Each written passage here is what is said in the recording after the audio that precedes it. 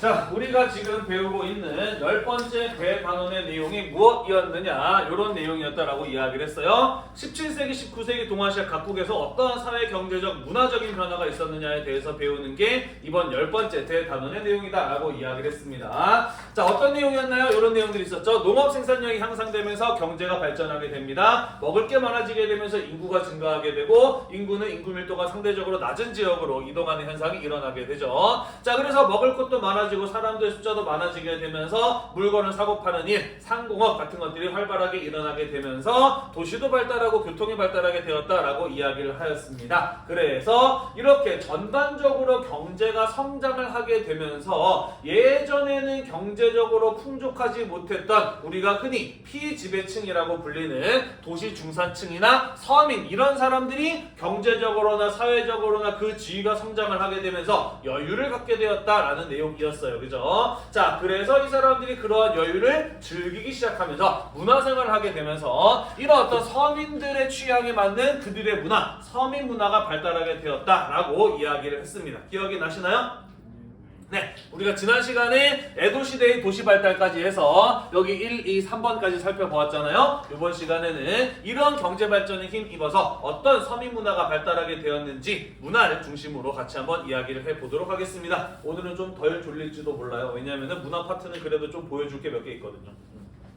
자, 시작도 하기 전에 자는 분들이 계시지만 어쨌든 용기를 내서 시작을 해보도록 하겠습니다. 자, 같이 한번 보도록 합시다. 명청대의 서민 문화가 발달하게 되는 배경은 무엇이냐면요, 우리가 지난 시간에 살펴본 바와 같이 경제가 성장하고 도시 인구가 증가하게 되면서 서민층이 성장하게 되었다라는 것이에요. 자, 여기서 말하는 서민은 어떤 사람들을 말하는 것이냐, 서민의 사전적인 의미를 보자면 사회적 특권을 갖지 않는 보통의 사람들이라고 되어 있습니다. 흔히 보통의 사람들이라고 이해를 하시면 돼요. 경제적인 개념에서 서민이라고 이야기를 한다면 아주 못 사는 사람도 아니지만 그렇다고 좀 부유한 편에 들어가지도 않는 그 중간에 있는 사람들을 일컬어 서민이라고 이야기를 합니다. 다시 말해서 피지배층을 일컫는 말이다 라고 해도 관계가 없어요. 그렇게 이해를 하셔도 관계가 없을 것 같습니다. 자, 이 사람들이 성장했다라고 하는 것은 무엇을 말하는 것이냐, 경제가 전반적으로 발전하게 되면서 예전에는 지배층이면 잘 살고 피지배층이면 하루 벌어 하루 먹기 살기 빠듯한 경제적으로 어려운 사람들로 분류가 되었는데, 경제가 전반적으로 성장하면서 이 피지배층들 중에서도 여유를 갖게 되고 경제적으로 어느 정도 성장을 하고 사회적으로도 자유로움을 느끼는 이런 사람들이 나타나게 되었다라는 것이에요. 이해가 되시나요? 네, 여유 있을 때, 경제적으로 여유가 있을 때 사람들은 무엇을 하나요? 매일같이 일하지 않아도 이제 돼. 뭐해요? 여가 생활을 즐겨요. 놀아요. 그죠? 그러면서 그 사람들이 즐기는 노는 문화 같은 것들이 발달하게 되었으니 그게 바로 도시의 사람들, 서민들 이런 사람들의 취향에 맞는 소비 문화가 발달하게 되었다라는 것의 그 의미인 겁니다. 이해가 되시죠? 경제가 성장하게 되면서 서민으로 분류되는 사람들도 여유를 갖게 되면서 그들은 문화를 즐길 줄 알게 되었고 그들의 취향에 맞는 문화가 발달하게 되었다라는 겁니다. 자, 그렇다면 서민들 취향의 문화는 어떤 것들이었을까? 자, 이 서민으로 분류되는 사람은 지적인 수준이나 철학적인 사고 이런 게 굉장히 높은 사람들일까? 아니에요. 그죠? 그냥 보통의 평범한 사람들이야. 보통의 평범한 사람들은 어떠한 문화 콘텐츠 좋아하나요? 쉽고 재미있는 거, 그죠? 굳이 어렵지 않고 누구나 재미있고 쉽게 즐길 수 있는 그러한 수준의 것들을 좋아하죠, 그죠? 우리는 그렇게 일반적인 대중에게 쉽게 통할 수 있는 성격의 것을 가지고 무엇이라고 이야기를 하느냐? 통속적이다라고 이야기를 해요. 뭐 작년에 되게 히트를 쳤었던 이 오징어 게임 같은 드라마, 그죠? 이런 거 되게 쉽고 재미있으면서도 굉장히 자극적이잖아요, 그죠? 그래서 많은 사람들에게 인기를 얻었잖아요. 여러분들 나이가 볼 수 없는 드라마이긴 하지만 다들 봤죠, 어떻게든? 네. 그런 거를 우리는 통속적이라고 이야기를 합니다. 자, 그래서 먹고 놀고 즐기는 유흥과 오락을 즐기는 그런 어떤 통속적인 취향이 반영된 거, 다시 말해서 별로 어렵지 않아 누구나 쉽게 즐길 수 있는 그러한 문화가 발달하게 되었다라는 것이에요. 자, 서민들 중에서도 특히나 경제적으로 여유가 많았던 부유한 상인들, 이런 사람들이 아무래도 더 문화를 많이 즐겼겠죠, 그죠? 그러면서 이런 상인 계층들이 문화의 주류로 등장을 하게 되었다라는 것이고요. 이런 사람들이 후원했던 출판했던 고증학 같은 것들이 청나라 때 발전을 해 나가게 되고요. 출판 문화라든지 음식 문화, 지역별 음식 문화 같은 것들도 발전해 나가는 모습들을 볼 수가 있었습니다. 출판 문화는 뒤에서 이야기할 것이고요. 지역별 음식 문화는 왜 발전을 하게 되었을까? 우리가 시간 있고 돈 있을 때 할 수 있는 여러 가지 여가 활동들 중에서 가장 좀 뭐랄까 괜찮은 거? 요거 좀 우리가 진짜 여유 있을 때 할 수 있는 거라고 생각하는 게 뭐라고 생각해요? 사치. 그러니까 우리가 시간 있고 돈 있을 때 어떻게 여가 보내는 게 제일 가치 있다고 생각해? 이런 게 제일 그래도 좀 좋다라고 생각하는 거 뭐 있어요? 맛있는 거. 선생님은 여행이라고 생각하거든. 사실 이제 돈 많고 시간 있을 때 여행만큼 이제 여가 생활을 즐겁게 보낼 수 있는 또 기억에 많이 남는 것도 없다고 생각을 하거든요. 아무튼 이때 당시 이제 경제적으로 여유를 갖게 된 상인 계층 이런 사람들도 여행 같은 것들을 즐기게 됩니다. 우리 여행 같은 거 가게 되면은 경치도 보고 그 지역의 문화유산 같은 것도 보지만 뭐 또 여행의 즐거움 중에 하나요? 음식. 그 지역에 그렇죠. 맛있는 거 맛집 찾아가서 먹는 것도 여행의 즐거움 중에 하나잖아요. 그죠? 음식을 먹기 위해서 수준 높은 지식이 필요한가요? 뭐 미적 감각이 있어야 돼요? 아니에요. 그죠? 입만 있으면 누구나 즐길 수 있는 게 지역별 음식 문화예요. 그죠? 지극히 서민의 취향에 맞는 문화라고 볼 수가 있는 거죠. 그죠? 그래서 경제적으로 여유를 가진 서민들이 등장하게 되면서 이러한 지역별 음식 문화 같은 것들도 발전하게 되었다라는 겁니다. 이해되시나요? 넘어가도 되죠? 넘어갈게요. 자, 출판 문화가 발전하게 됩니다. 명청대에 출판 문화가 발달하게 되는 배경은 무엇이냐면요. 인쇄술이 발전했기 때문이에요. 인쇄술이 발전해서 책값이 싸져요. 그죠? 예전에는 책 만들기가 힘들어서 책이 되게 비쌌어. 그래서 어떤 것만 책으로 만들었느냐? 정말 중요한 것 또는 지배층들이 필요로 하는 것들만 책으로 만들었어요. 정부 문서라든지 유교 경전이라든지 종교 서적이라든지 이런 것들만 간신히 책으로 만들었단 말이야. 자, 근데 인쇄술이 발달하게 되면서 책을 많이 만들 수 있게 되었고 그러면서 책값이 싸졌어. 그래서 지배층들을 위한 책뿐만 아니라 많은 사람들이 필요로 하는 책을 만들어낼 수 있게 되었고 책값이 싸졌기 때문에 많은 사람들은 쉽게 그러한 책들을 사서 자기의 삶에 필요한 부분들을 충족시킬 수 있었다라는 얘기가 되겠습니다. 이해가 되시죠? 자, 그래서 많은 책들이 만들어지게 되면서 다양한 서적들이 보급이 되고 문화 수준도 향상되는 결과를 가져왔다라는 것이에요. 그래서 농업, 과학, 의학, 지리와 같이 서민들이 필요로 하는 실용적인 지식들 이러한 것들이 발전된 인쇄술에 힘입어서 다양한 책들로 보급이 되었고 사람들에게 이러한 지식들이 전파될 수 있었다라는 것이에요. 물론 참고서나 다큐멘터리 이런 것들도 잘 팔리고 사람들이 많이 봅니다만은 TV 프로그램들 중에서 아무래도 시청률이 제일 높게 나온 건 어떤 것들인가요?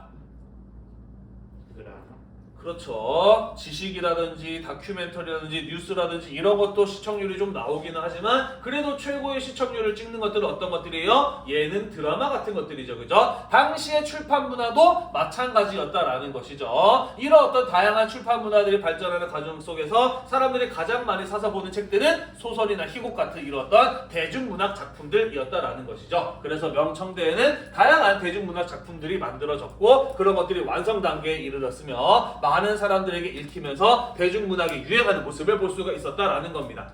자, 아까 선생님이 이야기했어요. 서민들이 어떤 거 좋아한다 그랬어요? 쉽고 재밌는 거 좋아한다라고 이야기했어요. 그죠? 서유기 이 시기에 명나라 때 만들어졌던 판타지 소설이죠. 그죠? 어떤 내용이에요, 서유기?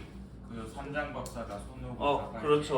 손오공과 저팔계 사오정과 삼장법사가 천축국 인도로 가는 여행을 그린 판타지 소설이 서유기이죠. 여러분들 읽어봤나요? 네. 네, 읽어본 사람도 있고 안 읽어본 사람도 있는데 내용이 쉽던가요? 어렵던가요? 쉬워요. 별로 어려울 거 없어요. 그죠? 재미난 이제 캐릭터들이 나오고 온갖 요괴들 나와서 물리치고 다니는 내용이잖아요. 그죠? 지극히 서민들의 취향에 맞는 소설이라고 볼 수가 있는 것이죠. 삼국지 연희, 관우, 장비, 유비, 조조, 손권 이런 어떤 삼국시 시대의 영웅들이 나와서 그들의 어떤 지략과 무력을 펼치는 그런 어떤 소설이 바로 이 삼국지 연의라고 하는 거죠. 삼국지 읽어봤나요? 네. 네, 선생님은 중학교 때인가 초등학교 때인가 읽었는데 옛날에는 되게 많이 읽었는데 요즘 학생들 잘 안 읽긴 하더라고. 아무튼 별로 어렵지 않아요. 또 쉽고 재미있는 이런 또 소설들이 유행했다라는 겁니다. 수호전 같은 경우에도 마찬가지예요. 송나라 때 활동했던 의적들, 도적들을 다룬 재미있는 소설이고요. 소설이고요. 금병매 같은 경우에는 명나라 때 소설인데요. 한 바람둥이 남자가 전국을 돌아다니면서 온갖 여자들하고 이제 사랑을 나누는 야한 소설이에요. 이런 것들도 이제 굉장히 서민적인, 쉽고 재미있고 자극적인 그런 컨텐츠라고 볼 수가 있는 것이죠. 자, 하지만 이 명청대 출판 문화의 정점을 찍었던 작품, 그것은 바로 무엇이냐면 홍루몽이라고 하는 작품이 되겠습니다. 자, 홍루몽 밑에 설명이 써 있죠. 18세기에 청나라의 몰락한 신사 가문 출신인 조설근이라고 하는 사람이 쓴 사회 비평을 간직한 연애 소설이다라고 되어 있습니다. 어떤 내용이냐면요, 가보옥이라고 하는 사람이 있었는데 이 사람이 주인공인데 사랑하는 여자가 있었어. 그리고 그 사람하고 결혼해서 행복하게 살고 싶었지만 여러 가지 현실적인 제약 조건들 때문에 끝내 그 사랑이 이루어지지 못하는 안타까운 사랑의 이야기가 주된 줄거리인 소설이 바로 이 홍루몽이라고 하는 작품이에요. 표지만 봐도 굉장히 뭔가 슬픈 사랑의 이야기가 그려질 것 같은 그런 느낌이지 않나요? 네. 자, 네, 소설 내용 자체도 굉장히 재미있었습니다만은 이 소설이 크게 유행할 수 있었던 까닭은 무엇이냐? 이 책을 쓴 사람, 조설근이라는 사람이 어떤 출신이라 그랬어요? 몰락한 청나라의 지배층, 그죠? 신사 가문 출신이라고 이야기를 했어. 이 사람은 청나라 사회가 가지고 있었던 여러 가지 문제, 사회적인 모순, 그런 것들로 인해서 자신의 가문이 몰락해 가는 과정을 실제로 다 경험했던 사람이야. 그리고 이 홍루몽이라고 하는 소설을 쓰면서 자신의 그 경험을 그렇죠, 다 풀어냈어요. 이 소설에다가 온전하게 녹여냈습니다. 그러다 보니까 이 소설을 읽는 사람들, 이 소설을 읽었던 청나라 사람들은 이 책을 읽으면서 무엇을 느꼈을까? 이 사회의 부족이. 그렇죠. 자신들도 나도 그런데 맞아, 우리 사회는 이게 참 문제야 라고 이 소설을 읽으면서 무엇을 했다? 공감을 했다라는 거죠. 그죠? 우리는 어떠한 작품들을 최고의 작품들로 치느냐? 그 시대의 사람들이 느꼈던 것을 잘 알 수 있는 시대 정신이 반영되어 있는 이런 작품들을 최고의 작품으로 치거든요. 홍루몽의 경우에는 소설로서도 재미있는 소설이지만 그 시대 상황을 담고 있고 시대 정신을 담고 있어서 많은 사람들에게 공감을 불러일으키면서 엄청나게 큰 유행을 했던 소설, 그게 바로 홍루몽이라고 하는 작품이었다라는 거예요. 명청시대의 출판문화, 대중문학을 대표하는 작품이다라고 잘 기억해 두도록 합시다. 시험에도 나올 거예요. 됐나요? 대중문화의 발달 마저 이어서 살펴보도록 할게요. 자, 불교, 도교의 사원 행사나 명절 축제 같은데 서민들이 많이들 참여를 했습니다. 예나 지금이나 종교 행사나 명절은 누구에게나 다들 큰 이벤트죠, 그죠? 우리도 지금 뭐 교회는 안 다니지만 크리스마스 때 다들 열심히 뭔가를 하고 있지 않나요? 즐기고 있죠, 그죠? 또 유교적인 어떤 생각을 가지고 있지는 않지만은 명절날이면은 가족들끼리 모여서 같이 놀고 하잖아요, 그죠? 특히나 옛날 사람들의 경우에는 특별히 놀거리가 없었기 때문에 이런 어떤 종교 행사라든지 명절 축제 같은 경우에는 결코 빼먹을 수 없는 재미난 그런 어떤 즐길거리들이었다라는 것이죠. 자, 또한 이 시기에는요, 고개라든지 잡기, 마술 같은 것들이 어우러진 종합예술로서의 희곡 공연 같은 것들이 유행을 하게 됩니다. 뭐 중국에 여행 가본 사람들 많이들 알겠지만 뭐 서커스 같은 거 하면서 연극이 진행되고 춤과 노래 같은 것들이 막 나오면서 화려한 어떤 무대 위에서 사람들이 춤추고 노래 부르는 이런 것들 좀 본 적 있지 않나요? 그죠? 그런 어떤 희곡 공연들이 이 시기에 특히 유행을 하였다라는 거예요. 희곡 공연 즐기기 위해서 뭐가 필요하지? 글을 쓰거나 읽을 줄 알아야 되나요? 아니야. 마술이나 잡기, 고개 같은 것들을 즐기기 위해서 책을 좀 봐야 되나요?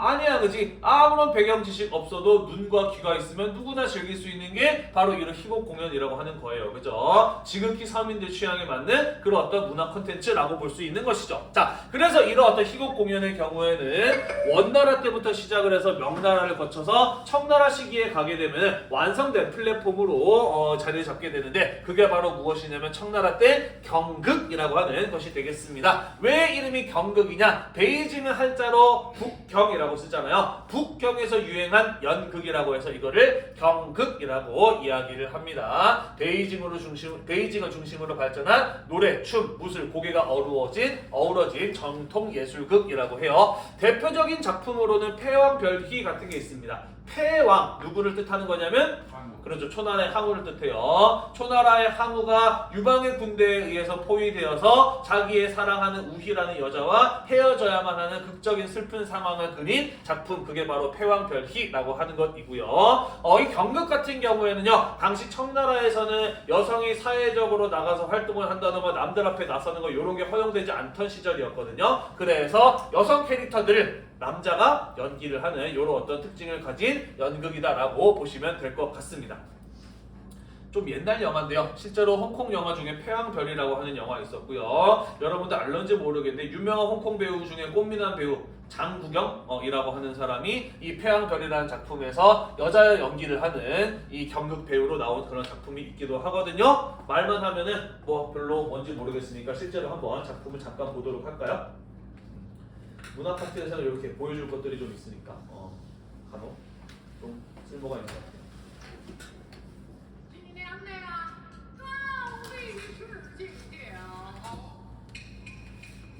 일본이 중국을 점령했던 상황이에요. 장구경입니다. 남자예요.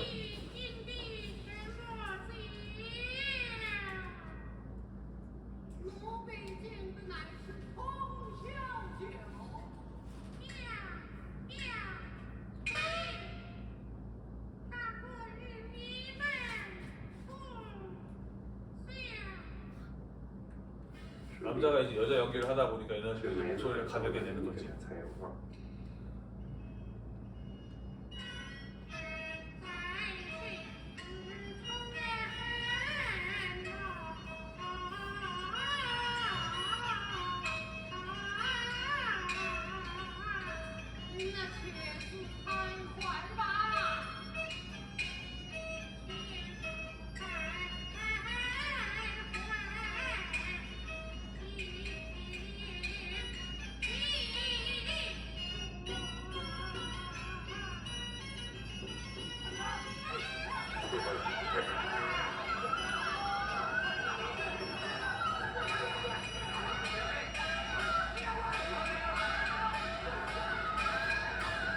네, 뭐 이런 게 있고요.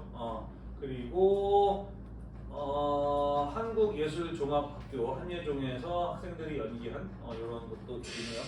실제로 이제 영화가 아니라 실제 무대에서 한 거예요.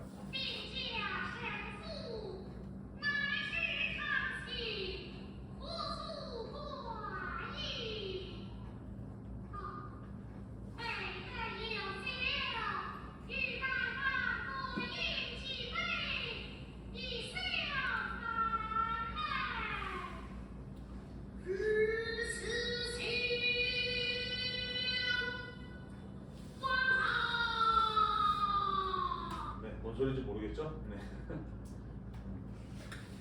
자, 뭐 이런 것들이 역경극이라고 보시면 되겠습니다. 자, 마저 이어서 살펴보도록 할게요. 마저 이어서 살펴보도록. 왜 이래?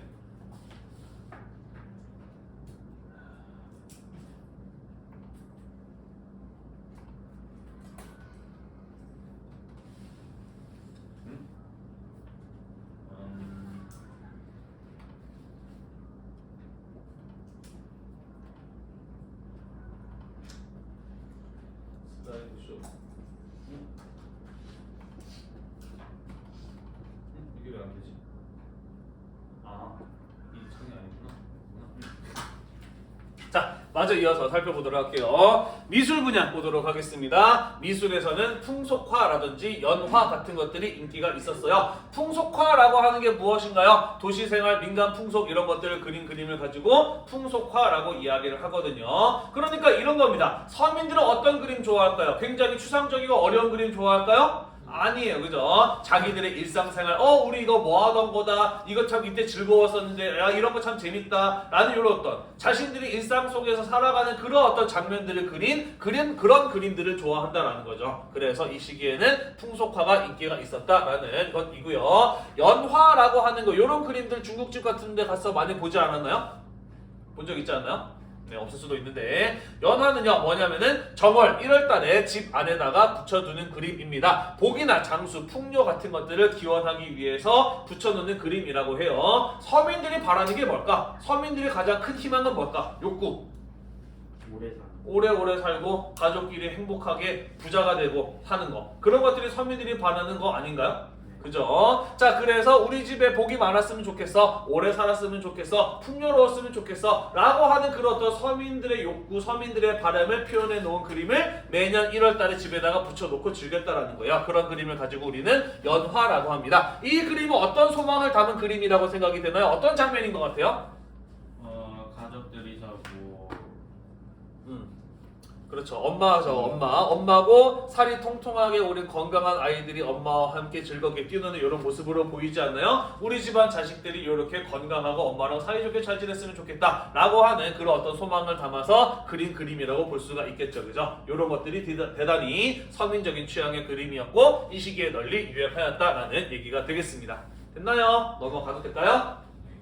자, 조선 후기 서민 문화로 가보도록 하겠습니다. 자, 똑같아요. 마찬가지라고 보시면 됩니다. 조선 후기에도 상공업이 발달하게 되면서 사회 경제적 변화가 생기게 되고요. 신분 구조의 변동이 나타나게 됩니다. 뭔 소리냐면은 옛날에는 양반이면 잘 살고 쌍놈이면 못 살았는데 지금은 상놈들 중에서도 잘 사는 이들이 나타나게 되었다라는 거예요. 예를 들자면 분홍이나 상인, 수공업자, 분홍은 부유한 농민을 말해요. 이런 어떤 서민층들이 성장을 하게 되면서 경제적인 여유를 가진 계층들이 나타나게 되었다라는 것이죠. 반대로 양반들 중에서도 이러한 경제적 변화에 적응하지 못하면서 몰락한 양반 이런 사람들이 등장을 하기도 합니다. 한국사 시간에 뭐 향반, 잔반 이런 얘기 들어봤죠, 그죠? 네, 그런 것들이 바로 이 신분 구조의 변동, 사회 경제적 변화라는 것이죠. 자, 경제적 여유를 갖게 된 서민들 무엇을 할까요? 공부를 하죠. 그죠? 왜? 자신의 삶의 질을 더 높일 수 있는 가장 강력한 수단이 바로 공부잖아요. 그죠? 그래서 여러분들 지금 공부하고 있는 거 아닙니까? 그죠? 네. 자, 그래서 이 사람들의 경우는 여유를 갖게 되면서 서당 같은 교육기관을 통해서 배웁니다. 글을 쓰고 읽는 것들을 배우게 되는 것이고요. 또 이 시기에는 현실의 여러 가지 사회적인 문제를 해결하기 위한 학문, 실학 같은 것들이 유행을 하게 되는데 이러한 것들로부터도 영향을 받게 되죠. 그러면서 서민층의 자각을 바탕을 둔 문화가 발전하게 된다. 무슨 소리냐? 예전에는 서민들이 문화를 즐기거나 할 수 있는 경제적 여유도 없었을 뿐만 아니라 지적인 수준도 갖추지 못하고 있었는데 이런 어떤 서당 교육이라든지 실학 사상의 영향 같은 것들을 받게 되면서 지적인 수준이 올라가게 되고 그러면서 이 사람들이 문화적인 욕구를 갖게 되면서 그들이 즐기는 문화가 발전하게 되었다라는 얘기예요. 그런 얘기 있잖아요. 아는 게 많으면 먹고 싶은 것도 많다고. 그죠? 이 사람들이 아는 게 많아지게 되면서 문화적인 욕구를 갖게 되는 것이고 그러면서 서민들 취향에 부합하는 서민 문화가 조선 후기에도 발전하는 모습을 볼 수가 있었다라는 것입니다. 이해가 되시나요? 네. 자, 중국이랑 마찬가지로 TV나 라디오, 인터넷 같은 게 없던 시절에 많은 사람들이 공통적으로 즐길 수 있는 대중 콘텐츠는 역시나 출판 문화죠. 그죠? 문학 작품들이죠. 이 시기에도 대중문학이 발달하게 되는데 서민 문화가 발달하였다라고 이야기를 했어요. 서민들은 한문을 더 좋아하나요? 한글을 더 좋아하나요? 한문과 한글 중에 뭐가 더 읽기 쉬워요? 한글이 훨씬 더 읽기 쉽잖아요. 그죠? 그랬기 때문에 그들의 취향에 맞는 한글로 쓰인 대중소설 같은 것들이 유행하게 되었다라는 것이죠. 자, 이 조선 후기에 유행했던 한글 소설 중에 가장 대표적인 작품으로는 홍길동전 같은 작품을 꼽을 수가 있습니다. 홍길동전의 가장 대표적인 대사 뭐지? 유명한 대사? 아버지라 부르지 못하고. 왜 홍길동은 아버지를 아버지라고 부르지 못했지? 서울이라서. 그죠? 신분제도의 차별 때문에 한계를 느끼고 불만을 품고 홍길동이 이 조선사회의 문제를 하나둘씩 해결해가면서 돌아다니는 그 내용이 바로 이 홍길동전의 내용이잖아요. 그죠? 당시 이런 어떤 조선시대의 신분사회 속에서 차별받는 사람이 홍길동 한 명이었나? 아니죠. 그죠? 서민들은 이 홍길동전을 읽으면서 무엇을 느꼈을까? 우리도 이렇게 살고 있는데 라는 걸 느낄 거예요. 그죠? 이 어떤 신분제도에 의한 차별 이런 것들이 많은 사람들에게 공감을 불러일으켰다라는 거죠. 아까도 이야기했죠. 어떤 작품을 최고로 친다? 그 시대의 시대정신에 반영되어 있는 작품을 최고로 친다라고 이야기를 했잖아요. 그죠? 당시 많은 사람들의 공감을 불러일으키면서 크게 유행했던 작품, 그게 바로 홍길동전이었다라는 것이죠. 조선 후기를 대표하는 한글 문학 작품이라고 기억을 하시면 될 것 같습니다. 됐나요? 넘어갈까요?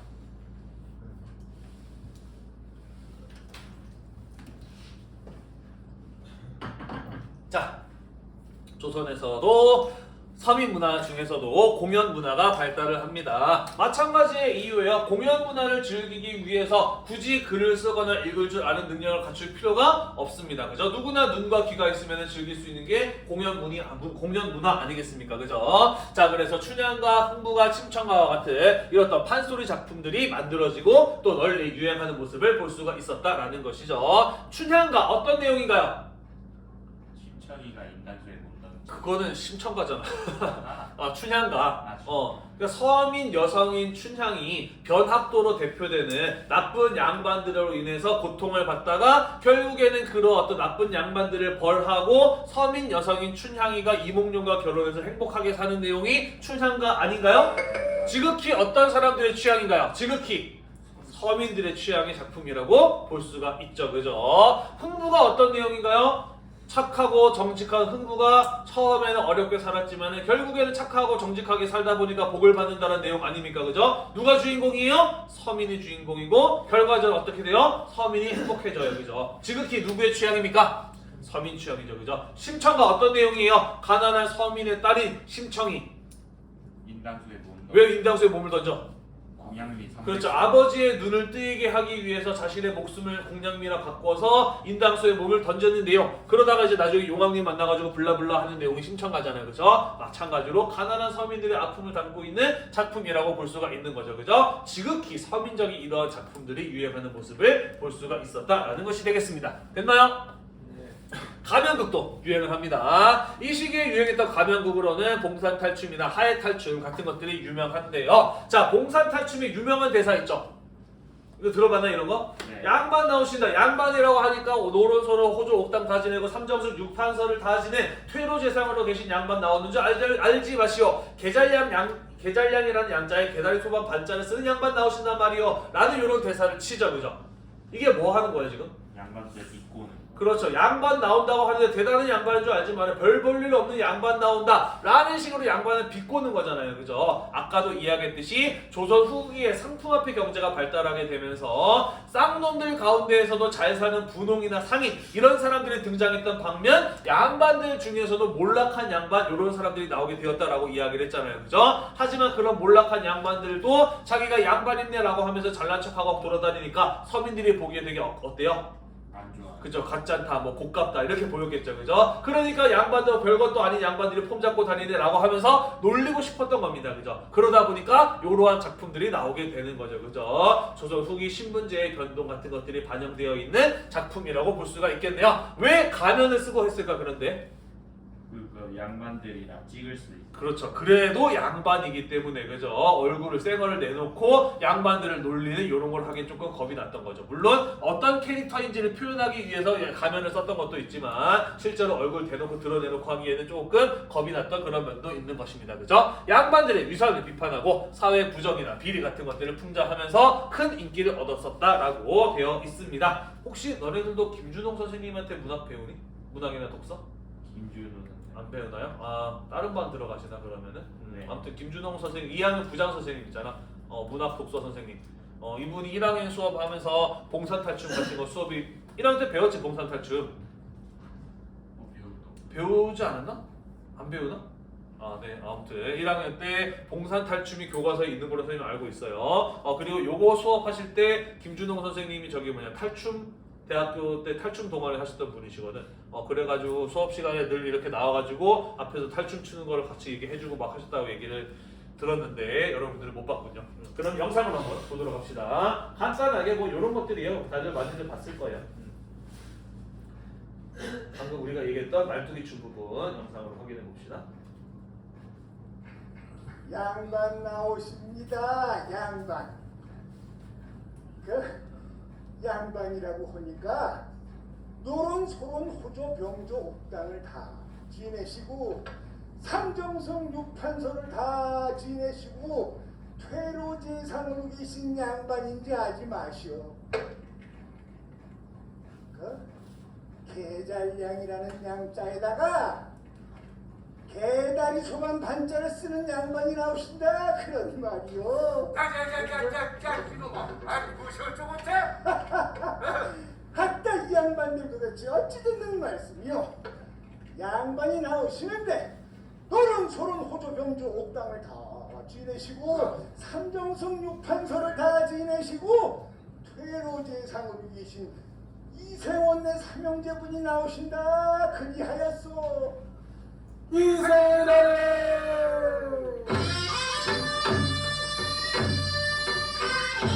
네, 지금 보면 알겠지만은 양반 역할을 하고 있는 캐릭터들이 쓴 가면들이 전부 다 어떻게 생겼어? 잘생겼나요? 아니요. 어딘가 어색하고 약간 못생겼죠. 그래서 이런 것들 이제 지극히 서민적인 취향, 양반들을 비판하고 놀리는 그런 어떤 컨텐츠로 구성되어 있는 모습들을 볼 수가 있는 거죠. 그죠? 넘어가겠습니다. 자, 조선시대 때 서민미술의 유행을 보도록 할게요. 자, 서민미술은 아닙니다만 영정조시대 때 조선에서는 정선이라고 하는 사람이 그렸던 진경산수화의 화풍이 등장하게 됩니다. 진경산수화라고 하는 건 무엇이냐면요, 진짜 경치를 그린 그림이야. 진짜 경치를 그린 풍경화입니다. 아니, 그러면은 진경산수화라는 말이 있다는 거는 가짜 경치를 그린 풍경화가 있었다는 소린가?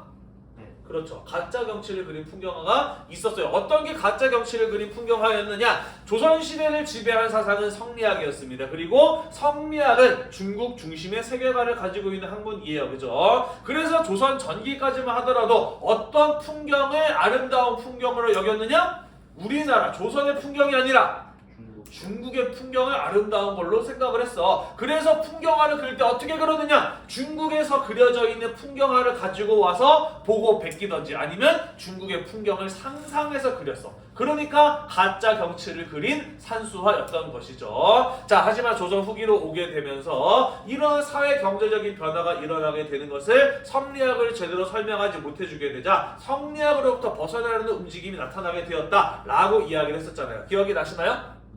네, 그래서 마찬가지로 중국 중심의 사고관으로부터 벗어나서 우리의 현실에 대해서 관심을 갖는 이런 어떤 사상적인 학문적인 변화가 나타나게 되는데, 그러한 경향이 미술에 반영된 건 그게 바로 이 진경산수화의 그림이다라는 것이죠. 언제까지 중국 그림만 따라 그리고 상상해서 그릴 것이냐, 아름다운 우리나라의 경치를 직접 보고 그리자라고 하는 이런 어떤 화풍을 일컬어 진경산수화라고 이야기합니다.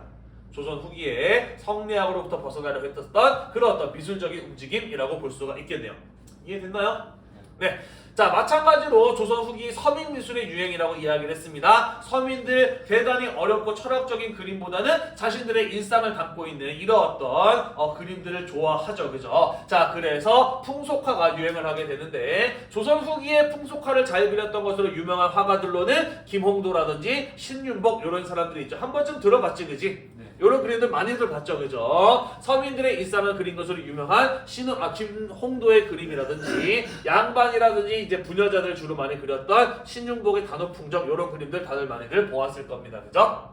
자, 이런 그림들은 사실 김홍도, 신윤복이 그린 그림 이런 것들의 경우에는 정말 유명한 화가들이 그린 그림이고요. 정말로 이 시기에 서민들이 많이들 좋아했고 또 많이들 소유하고 있었던 그림은 어떤 그림이냐면 바로 이러한 민화입니다.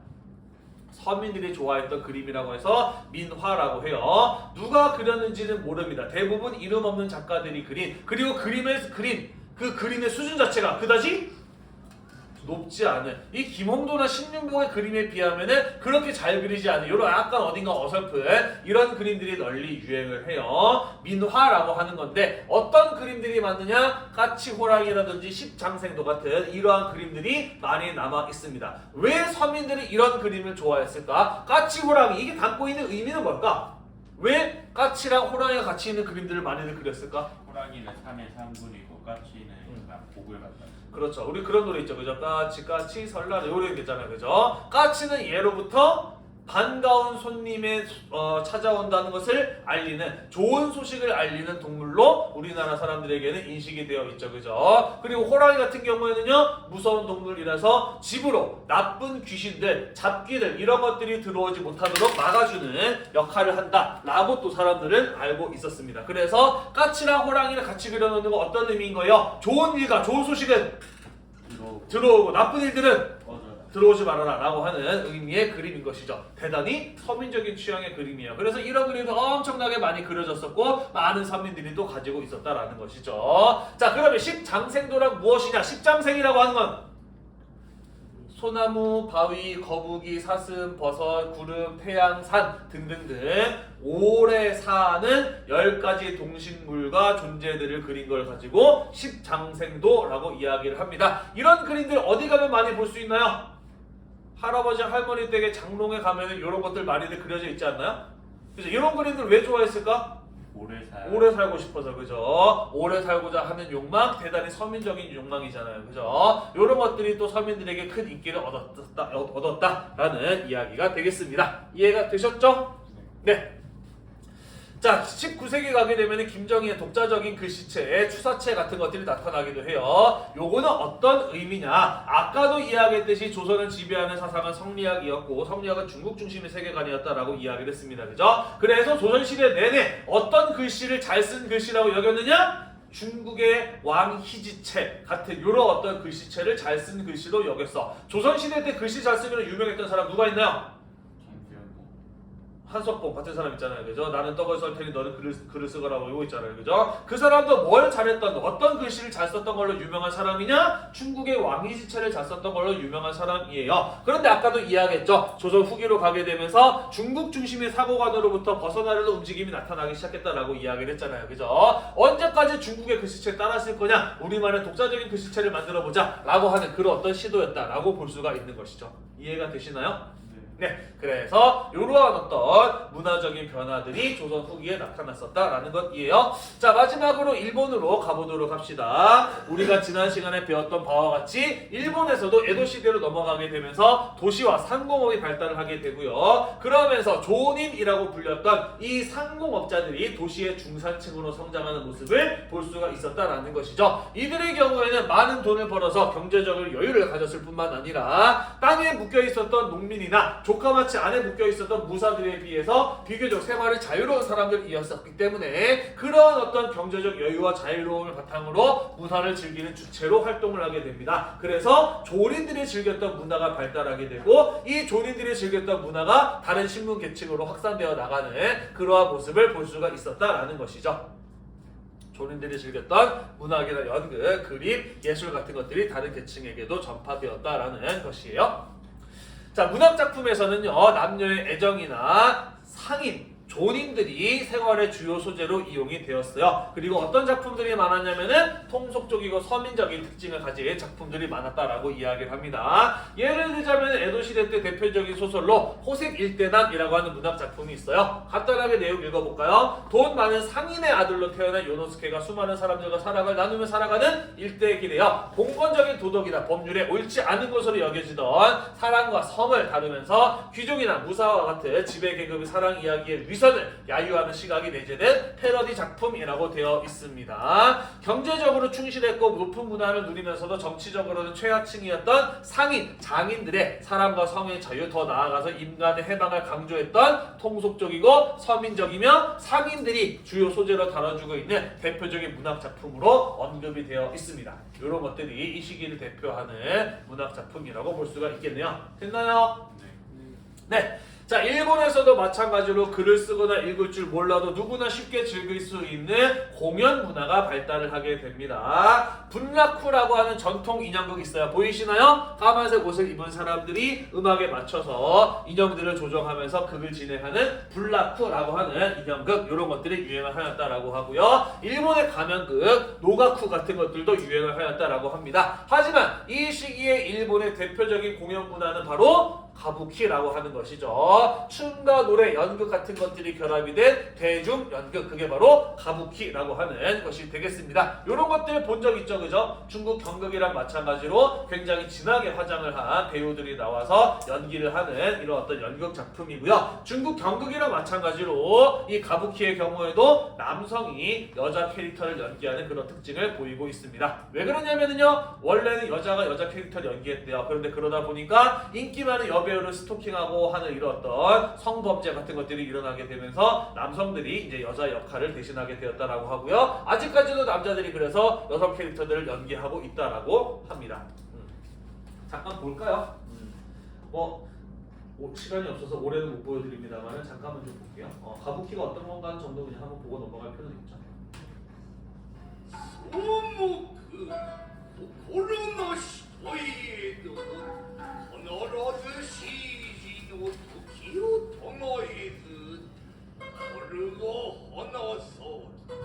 이와마토 오스이 오스무르 여모모미 신이 고통은 일본은 국립 가부키 극장이거든요. 이런 거 사실 조금 부러워. 우리나라 사람들 굳이 돈 주고 판소리 같은 거 많이 보러 가지 않잖아요, 그지? 근데 일본은 아직까지도 가부키 극장 같은 것들이 운영이 되고 있고 많은 사람들이 진짜로 이 가부키를 보기 위해서 이 극장에 돈 주고 찾아와요. 네, 아름다운 공주의 등장이에요. 아저씨죠, 그죠? 남자가 여성 캐릭터를 연기하는 이런 모습들.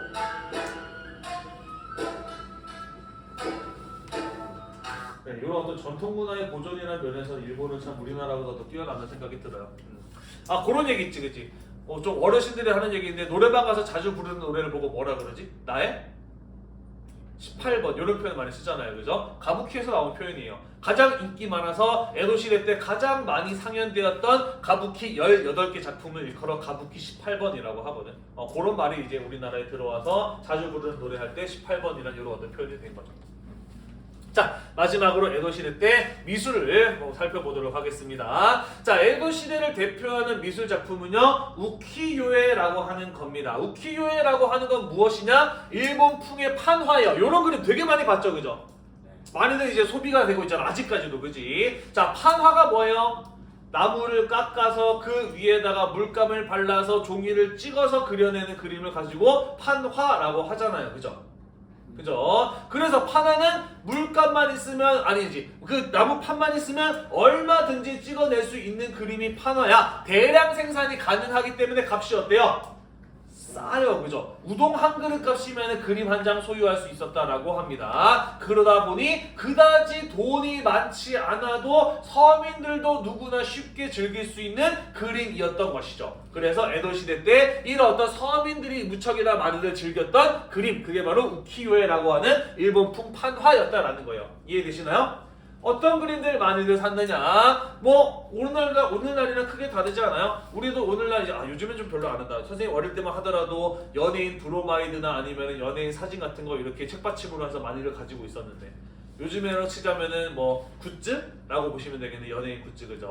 뭐 그런 것처럼 유명한 이제 일본 기생이죠. 게이샤나 아니면은 가부키 배우 이런 어떤 일본의 연예인들의 모습들을 우키요에로 그려서 많이들 팔았다라고 하고요. 많이들 샀다라고 하고요. 또 선정적인 풍속 이런 것들이 우키요에로 많이 묘사가 되고 사람들은 많이 샀다라고 해요. 선정적인 풍속 뭐예요? 야한 그림이야. 오늘날로 치자면 일종의 야동이라고 볼 수가 있는 거지.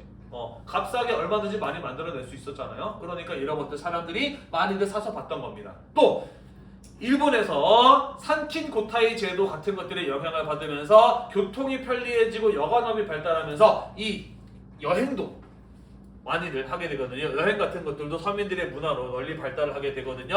우리 여행 가면은 뭐 많이들 사오나요? 그죠? 기념품 많이 사오는데 그 기념품들 중에는 그 여행지의 풍경을 담고 있는 엽서 같은 것들도 많이들 사지 않나요? 그죠? 그런 것처럼 사진기가 없던 당시에는 이런 식으로 그 지역의 아름다운 풍경을 그린 이런 어떤 우키요에 같은 것들도 여행 상품으로 많이들 팔렸다라고 합니다. 이해가 되시죠? 그 외에도 이 조린들이 즐겼던 꽃꽂이, 정원장식, 도자기 같은 이러한 고유의 예술들이 발전을 하였었고 이후에 다른 계층들에게 전파되어 나가면서 에도 시대를 대표하는 문화로 발전해 나갔다라는 얘기가 되겠습니다. 됐나요? 네, 자 우리 이렇게 해서 에도 시대 때 일본의 서민 문화까지 해서 동아시아 각국에서 발전했던 서민 문화는 어떤 것들이 있었는지에 대해서 쭉 한번 이야기를 해보았습니다. 다음 시간에 이제 이 대단한 마지막으로 이 성리학으로부터 벗어나서 새로운 학문을 탐구하려는 경향에 대해서 살펴보도록 하겠습니다. 수고했어요.